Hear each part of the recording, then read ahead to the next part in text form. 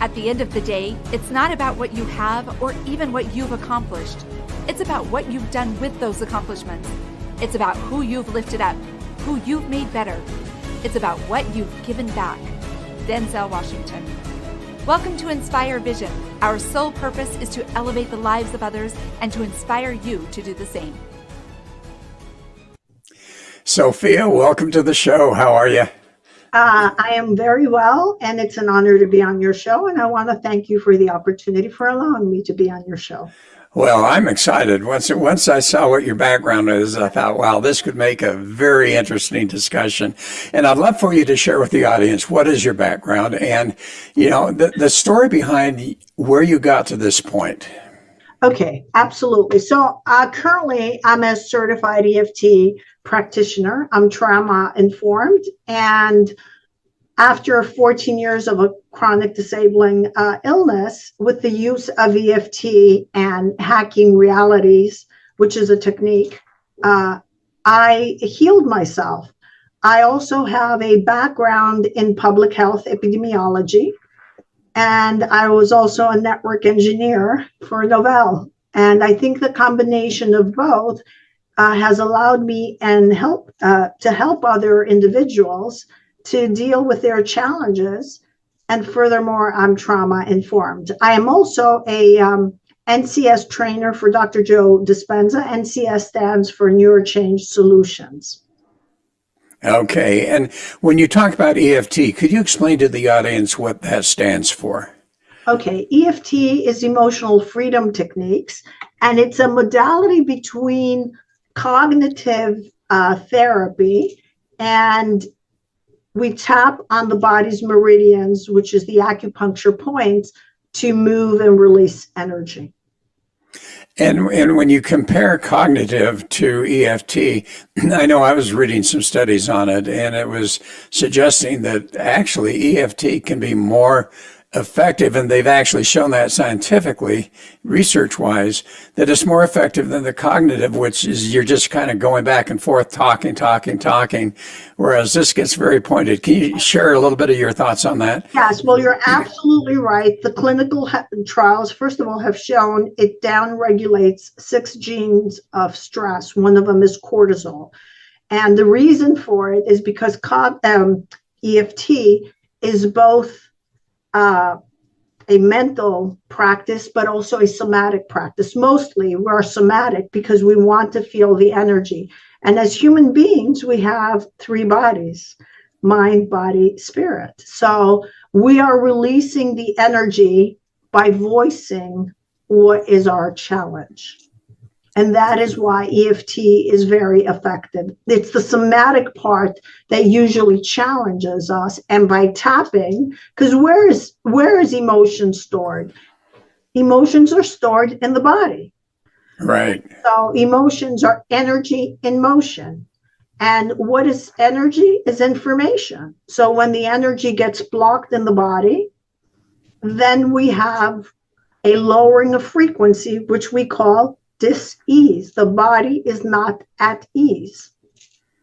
So when you help someone with that, how do you go about doing that? I mean, what is the process of helping them to tap? And, obviously you're dealing with people who have some real subconscious imprints in their lives, right? That is causing all sorts of issues. So I'm curious how EFT, how do you use that in a way that helps them to start to, and the question is, do they eliminate or do they just put it to the side and change their neural balance within the brain so that it's, not so much that way? How does that work? So let's discuss what traumatic memories are. Memories are held between neurons. Okay, what is holding a traumatic memory? Traumatic memory is not a processed, properly time-stamped memory in the hippocampus, and it's the emotion and the story that's holding it. So once we start feeling that energy and we release it, that memory can be refiled properly, because the person usually has what we call a cognitive shift. They realize it from a higher level of consciousness. And so once the charge is released, now we can refile the memory, but we can take it even further. So there's a modality most people know as matrix reimprinting. It just because I got trained with someone else, we can't use the same title. It's hacking realities. So we said before that memories are stored between two neurons, and what fires together wires together. So after the emotional charge, if we prune those neurons and we keep on reimprinting a new memory, which is what we do with hacking realities, that story changes and that experience in the body also changes. So when you talk about hacking reality, is that something similar to NLP, where they take you back to a certain event and then reframe that and then bring you forward again? Or how does that work? It's close. It's a little different. They take you back into the memory, but we still have to tap for that experience. We still have to release that emotion. So once the lesson is learned and once the emotion is released, then we can reframe it and then ask the person how they would have liked that to end. As long as the lesson and the experience is learned, we can reframe it, but we can't do it if there's an emotional charge. And why can we do it? Because this universe is a holographic universe, right? And our experience is a projection of our mind. So if that has been healed, we actually shift to a parallel timeline. That's what's actually happening. I mean, it's here now, but it's parallel because it's different than what we were on. Is that right? Correct. And how does meditation, I know that you've worked with Joe Dispenza and they're actually a trainer. How does that work with meditation? And we'll get into meditation a little bit further down the road, but how does the EFT and what you're doing combine with meditation, or does it even combine with meditation? They do combine. And I will give you some information that Dr. Joe discusses at the event. So what is meditation? At least Dr. Joe wants to call it mental rehearsal. So we keep on replaying how we'd like an event to become, or what we would like to manifest with the emotion. Remember, always the key is the emotion. It's the emotion that gives it the charge, because the thought gives the signal and the emotion draws the experience back to you. The thought is electric and the emotion is electromagnetic, which is it draws it back to you. Now let's discuss, why do we know this is effective? He discussed at his week-longs, and I know you went, the concept of the piano experiment. So they took two groups of people who were going to do a 5-finger sequence, playing something on the piano. And both of the groups did not know how to use a typewriter, type, or ever had played the piano. And the one group played the piano for 2 days. We gave them a sequence. They gave them a sequence for 2 hours a day. And on the 5th day, they went to play. The second group was, they mentally rehearsed in their brain what that sequence was without touching the piano keys. On the 5th day, they went to perform. The brain scans indicated there was cortical activity in the brain equally as the ones with the people who physically practice on the piano. What does it tell us? The body doesn't know the difference if the experience they're having is real or it's created by thought alone. That's why we use meditation. That's exactly what we do in EFT in hacking realities. Once the charge is removed, they keep on visualizing with emotion and replaying how they would have liked this outcome to take place. Okay. And how do they keep replaying that? I mean, you know, if you're working with someone and, well, I guess first of all, what are the symptoms? What is the reason that someone would come to you, for instance, and say, "Hey, I really need some help"? What is the symptoms of people that they're experiencing that they finally get to the point to say, "I need some help"? I have a variation of people who come to me. people with attention deficit disorder, people who experience panic attacks, people who want to change their reality. They're not happy with what their reality is. And a lot of people with health challenges. I had a lady who had Tourette's. And by combining hacking realities and EFT, we did what they call a birth reimprint. She saw how it got created. And I'm going to elaborate so you can explain. And then Okay. her Tourette's went away. So the person was told that at the age of 3, she started having the Tourette's symptoms. So for whatever reason, intuitively, I just knew the age of 3 was not accurate. And so we started tapping on the now, and I had recommended that we do what they call a birth reimprint. And the person who actually does it is a Dr. Joe student. She's the one who originally taught it. She's the one who wrote the book. And we took her back to before she was born, the first trimester, the second trimester. At the second trimester, she had the awareness that her father was beating her mother on the side of the crib. As a result, the child was shaking. Once she had that cognitive shift, her symptoms alleviated. That was a big thing for her.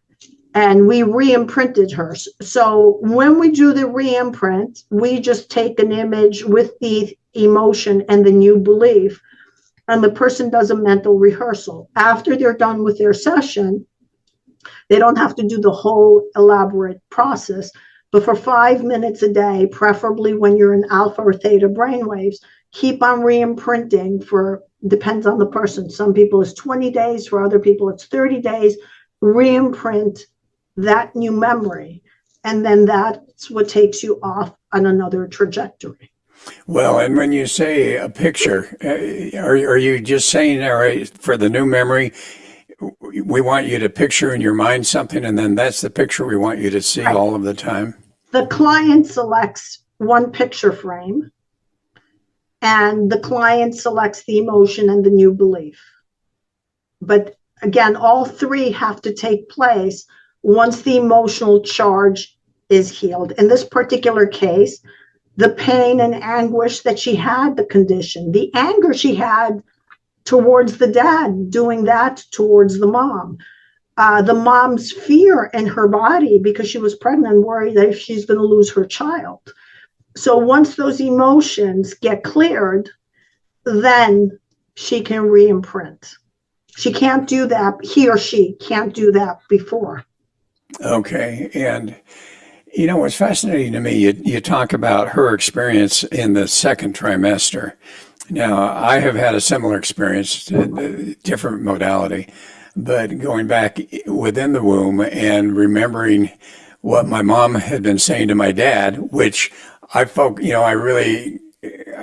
of connect with my dad to the point where I realized that was a negative thought that I've had my whole life. And it goes back to that very instance. Now, as I've been looking and studying a little bit more and doing a little bit more research, one of the things I find is there's also the DNA memory. Mm-hmm. You've got that DNA memory that can come up and create those subconscious negative belief systems, and you have no clue where that came from. Have you found that as you're doing that, you start to discover where that came from, or is it just the fact that it's there, accept that it's there, and then let's move forward and reframe that? We have both situations. So a lot of times when the emotional charge is healed, we will figure out where it came from. Other times, for whatever reason, I think the soul decides that. I don't have an answer on that. Other times, as long as it's happening in the now and you're clearing it from the now, you're actually clearing it from other timelines, because all timelines are happening in the now and they're all connected. So I don't know why some people remember where it came from and why some other people don't. I have a client that she remembered something that was happening in her personal life took place in some other timeline.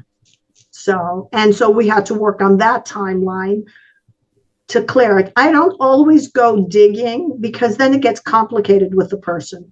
If it comes naturally, that is fine. We can ask the person, do you feel this is yours? Do you feel it's coming from another timeline? And if they get no answer, we just start working and clearing in the now.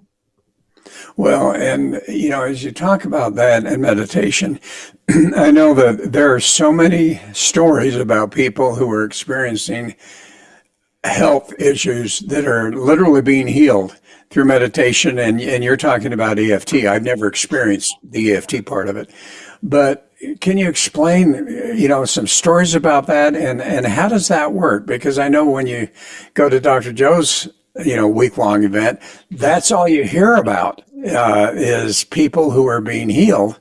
And to me, having a medical background, it's a little bit tough to understand and to even accept. And yet I know it's happening. Well, we both have a somewhat of a medical background because I have a master's in epidemiology. So when we have an analytical mind, we find it very hard to understand how it heals. Let's address first what we're healing and how it's happening. Okay. We are not healing this body.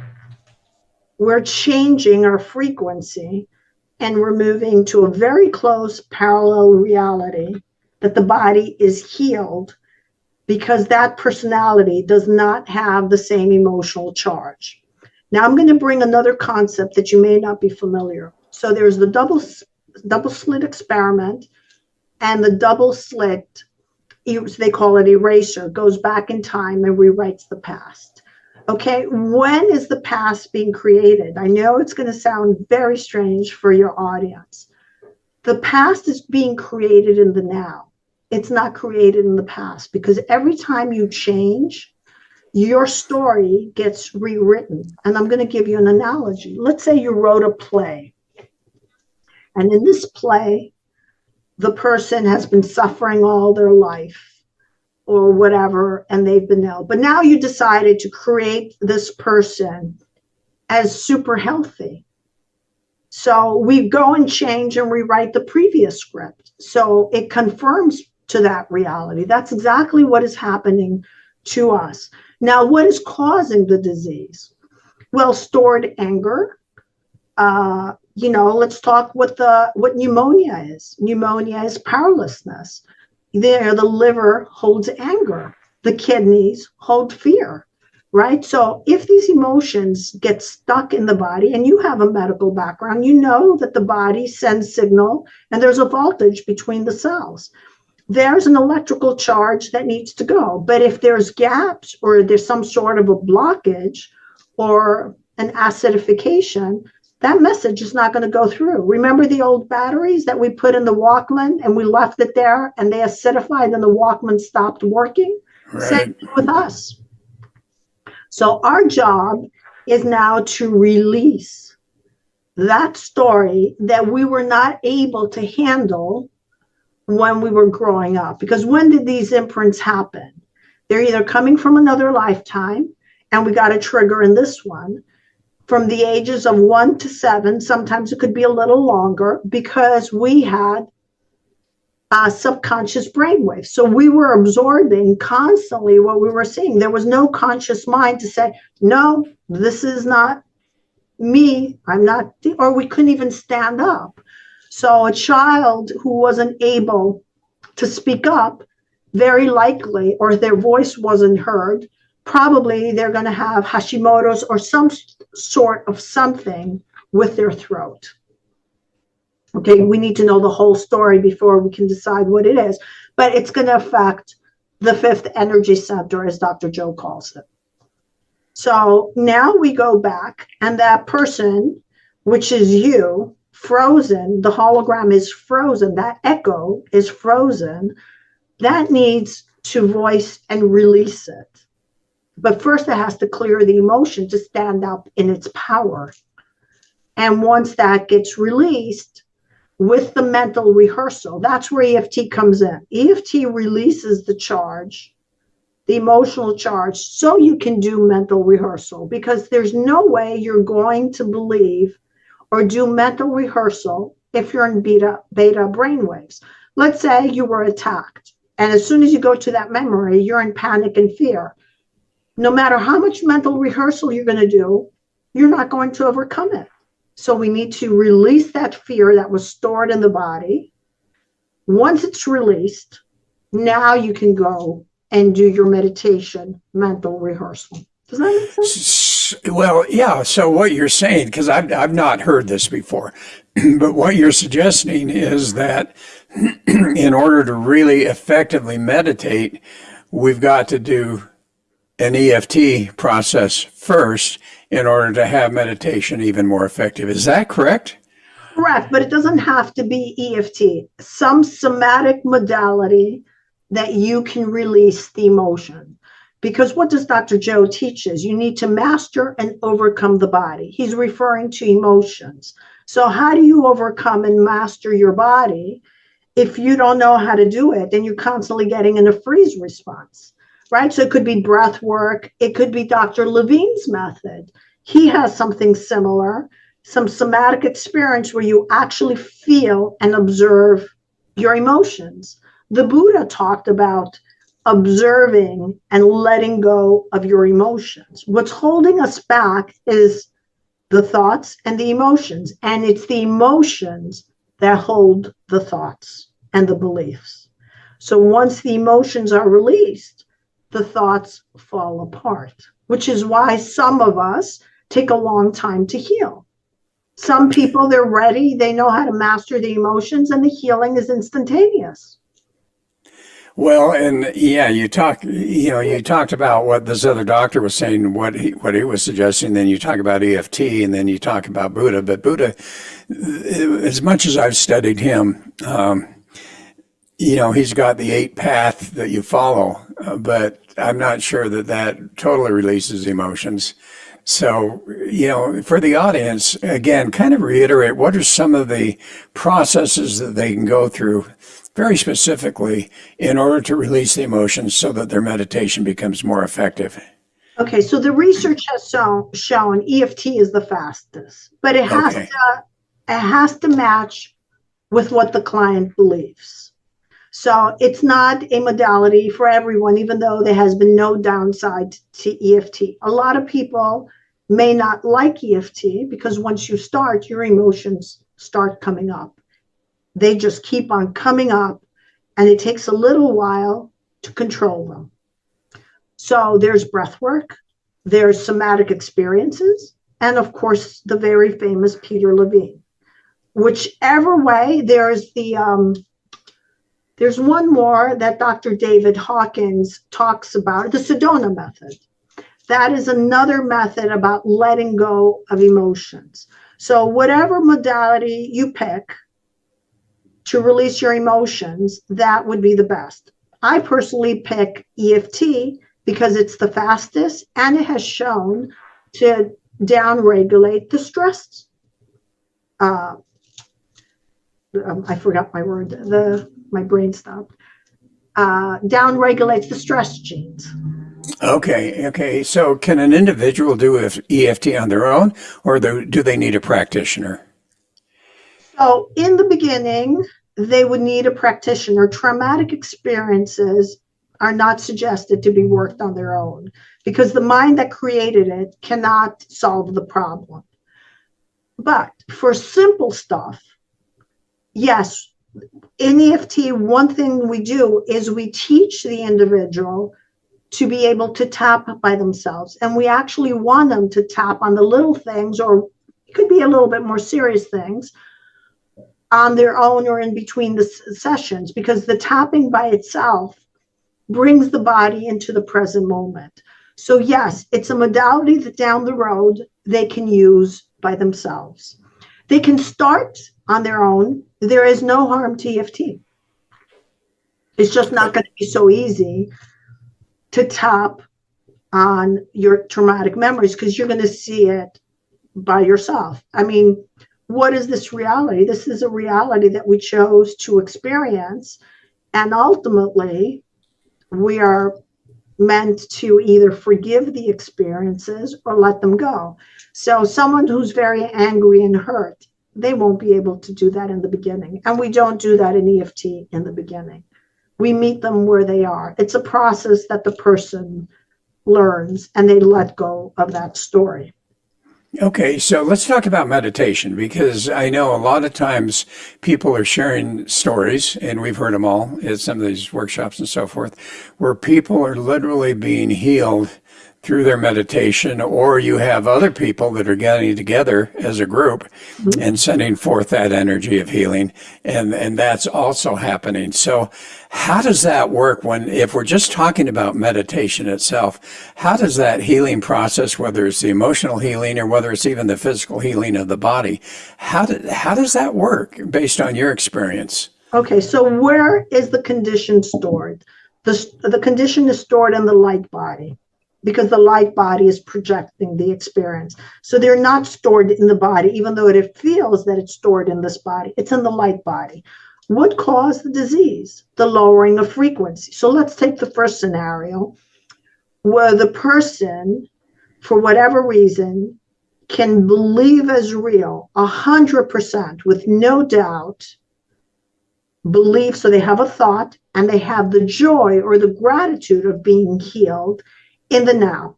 If they can sustain that, the body gets a biological upgrade. It's a biological upgrade in frequency, right? So it's the frequency we want to raise. And the emotion of gratitude, joy, or wholeness is that heals the body. Now let's discuss the concept of coherence healing. The person's field is low due to whatever stories and experiences they have. The healers transmit energy outside of the reality, the person's field, before it enters the reality, and we're raising their frequency. If the individual is open, we're sending them the high frequency. Assuming the individual is open, they're going to receive that frequency, which again upregulates, and they get a biological upgrade for the body. Does that make sense? Okay. Yeah, that makes sense. So one of the questions that I do have is, when we talk about the healing, I know that you can talk about the different types of things. If you're going to not do just breath work, let's say that you're going to actually listen to some type of music or whatever. You have all sorts of approaches now that are being promoted, and I don't know how valid they are. What's your thought on this? Because I never heard Dr. Joe talk about it much. The binaural beats versus the solfeggio beats versus the hemisync. Any of those really important to be aware of? Yes. Well, if I recall well what he said, those help, but they take much longer. Remember, the emotion is the strongest component. If you keep on playing these beats, and the binaural synchronize the brain, okay? And you're still angry and you're still bitter because you can't let go of the story, there's no healing that's going to take place.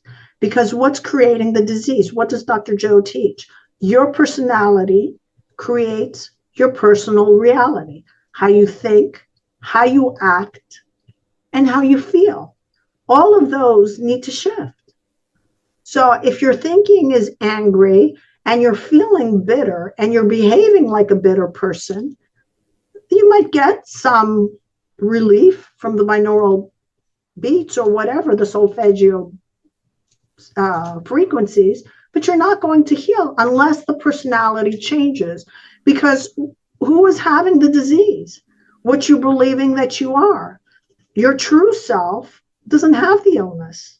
The reason we have the illness is because we're believing we're this. I'm believing I'm Sophia. You're believing you're Dr. Doug. The true self is having a laugh out there. How do we change that reality within ourselves, within our mind or within our heart or wherever that comes from? How we think, how we act, and how we feel, which is why feeling and thinking, those two are addressed by EFT. Okay. So EFT addresses automatically two of the components, not just one, which is why it works faster. And then you have to start behaving like that person. All right. So people who are starting to meditate, they're gonna learn about just the breath work type of meditation. They're gonna learn about maybe listening to music. If they get into the frequencies of the binaural, that's another thing. But how do they literally, if they're starting to meditate, and maybe they're going to use EFT or whatever?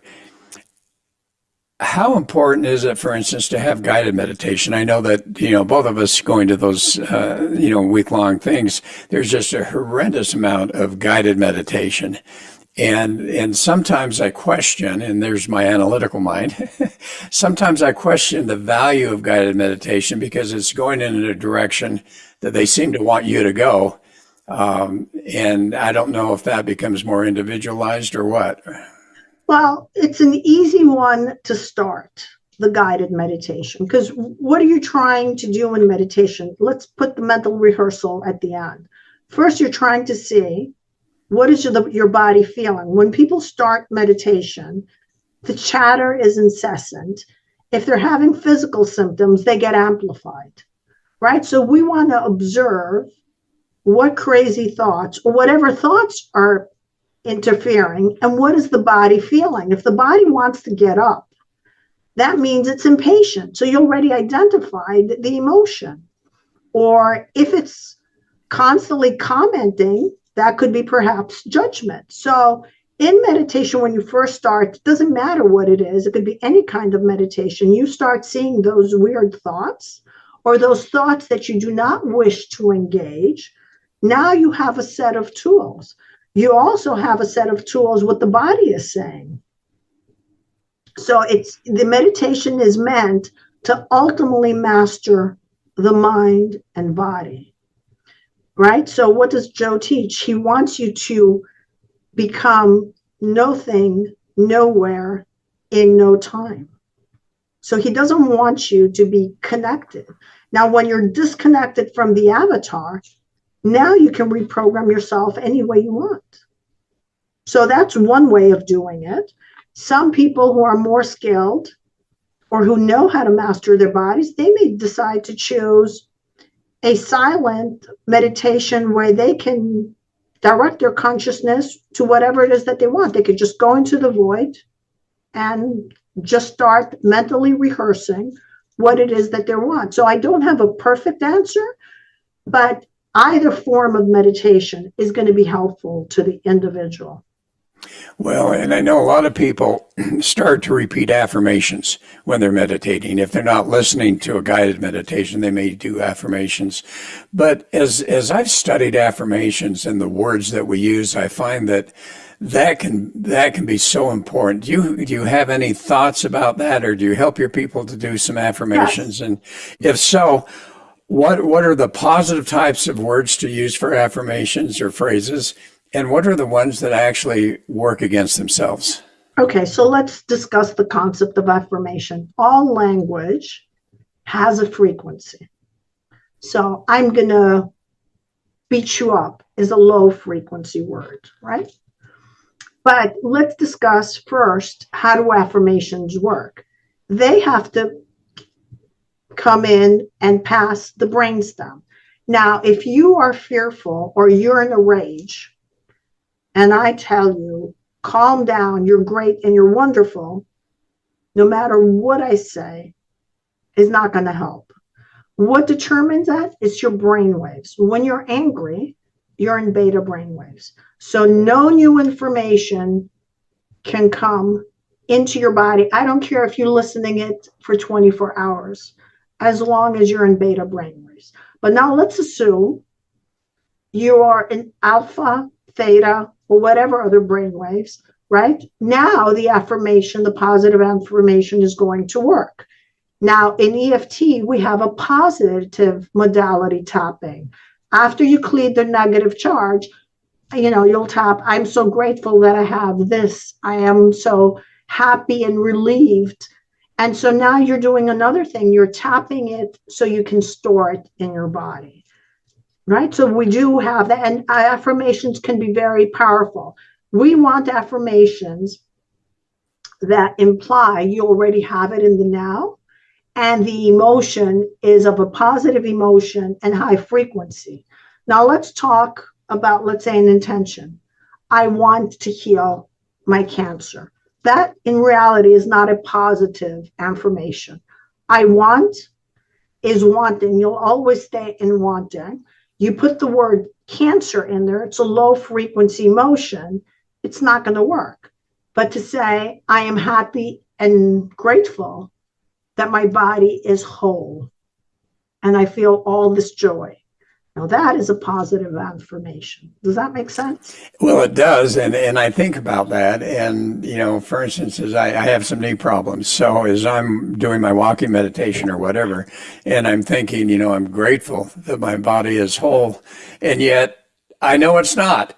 So how do we overcome that present knowledge or belief and experience, and then get into that other realm where literally we are experiencing a different body, we're experiencing a different experience in general?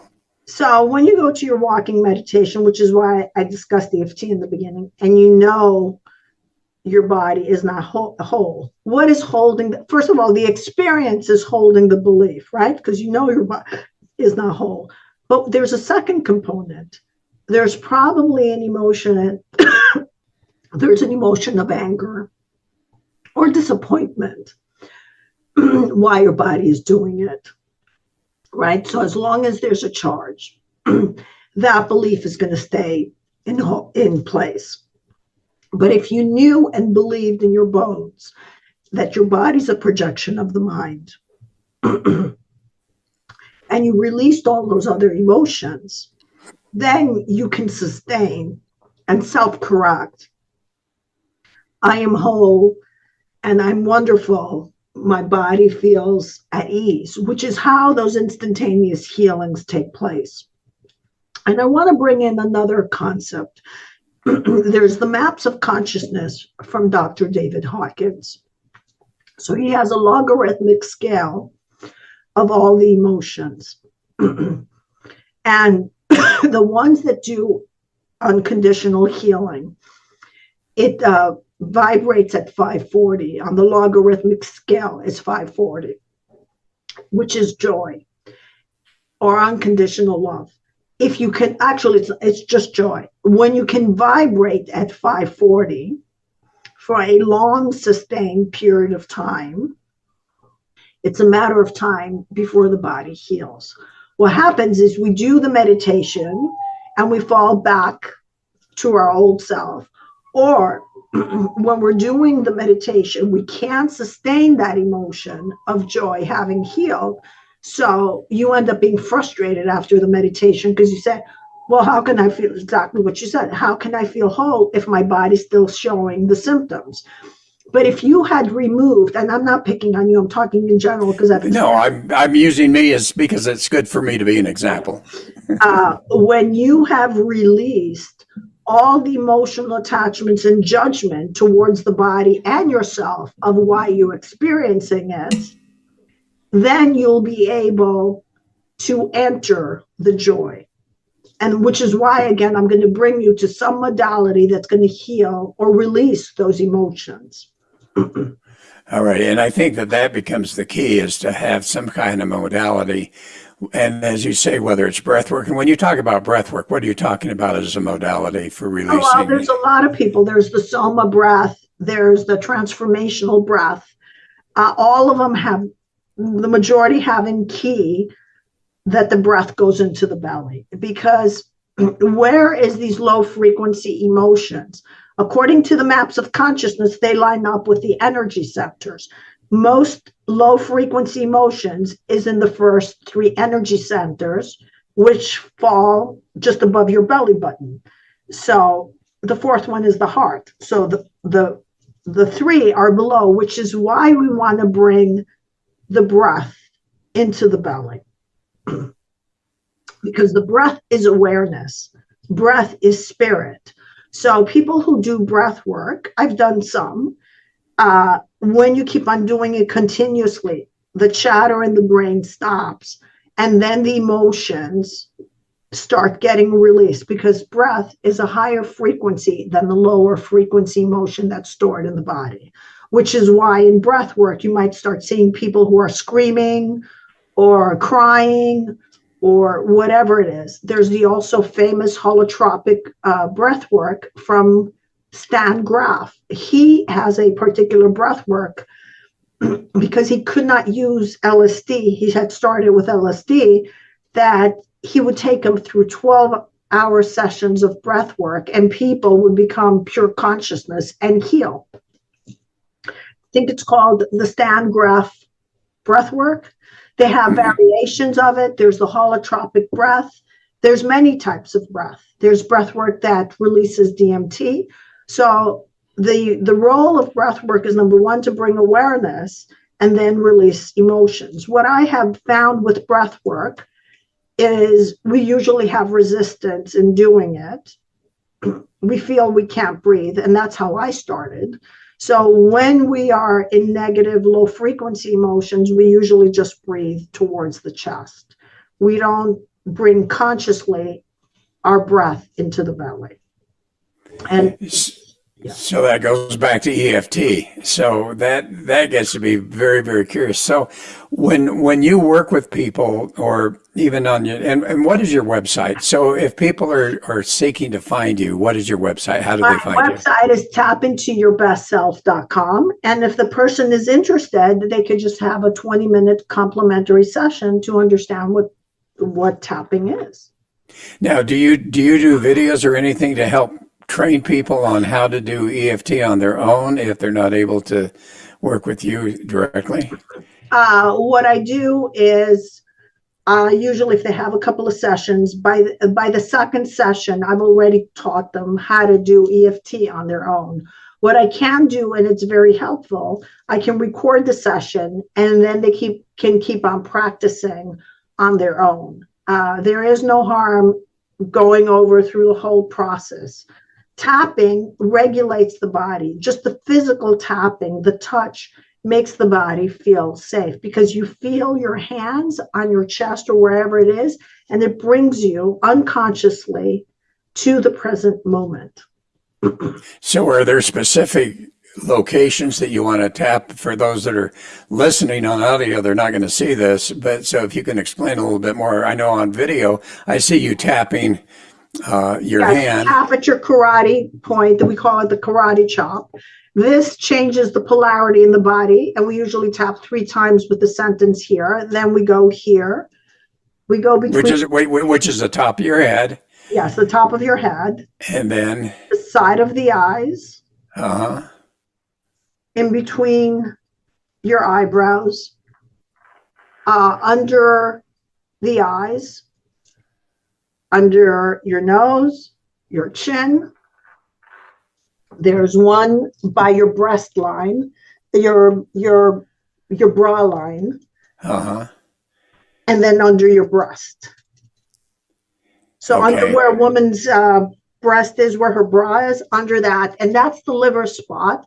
I believe this is the small bowel, the small intestine, if I remember well. So each one has a corresponding point to the acupuncture meridian. And a lot of people, I personally use this one and this one, because you as a doctor know there's a lot of meridian lines that come this way. So we want to capture as many meridians that we can. And if it's anger, for example, I will be tapping under my bra line because I'm having anger. I know the liver holds anger. So I want to start, just imagine you got a calcification, right? And let's say your hand is a hammer. And you're just keep on tapping on the liver. You're breaking that calcification, that acidity, you're breaking it down. And by voicing why you're angry or having your story heard, you're finally letting it go. And the body's going to take care of the rest for you. Well, and how long do you actually do the EFT? How long of a session is that usually? I do 90-minute sessions. I think they're more efficient And the majority of the European practitioners tend to do 90-minute sessions. And that's what we do, because we don't want just to tap. We want to bring them at a very positive state at the end and then go about their day. So, I don't know if you know, in the old days, people went to therapy and the session was 50 minutes. And while they were starting to warm up, the session was over. Right. Okay. And they'd say, well, next week. Well, by next week, 150 million things happen. So we want ample time, because the subconscious is not going to blurt right away what the issue is. And sometimes the person doesn't know. So they're developing trust with me, and then we work. And if I'm going to do a re-imprint, I want to re-imprint something positive, and I may include a positive tapping affirmation for them. Now they can go about their day and feel uplifted. So if I'm going to try to do that on my own, I need to allow for 60 to 90 minutes of tapping. When you do something on your own, let's say you're angry about something, once you are experienced, it usually takes about 20 minutes, because it's usually one specific incident, a small incident you're working. So 15 to 20 minutes is ample time for you to work on one issue. Okay. And there is no question that science has shown that EFT is more effective than any other modalities. Okay. So let's remind the people, how do they find you? They can come to tapintourbestself.com. I'd be happy to talk to them and educate them free of charge. And there's tons of information on my website, some clinical trials and a lot of information. But what I want to give the listener is whatever challenge they have, it can be solved. For every problem, there's a solution. So if you've got this negative label from a physician or someone else, it doesn't mean that's going to be the end of you. How many people do we know have healed from cancer? One moment is there and the next moment it's gone. So we want to help individuals know that they can resolve these issues. It might take some time, but they can. Oh, I love it. This has just been amazing, Sophia. This has just been amazing. I really appreciate your insights. And obviously, you've had so many experiences in your life of being able to help people. I think that's just magnificent. Well, thank you very much for having me on your show and be able to speak to your audience. It was a pleasure and joy for me to talk to your audience. You bet. And folks, thanks for listening. Hope you really enjoyed it. Look forward to having you join us again soon. This is Dr. Doug saying namaste.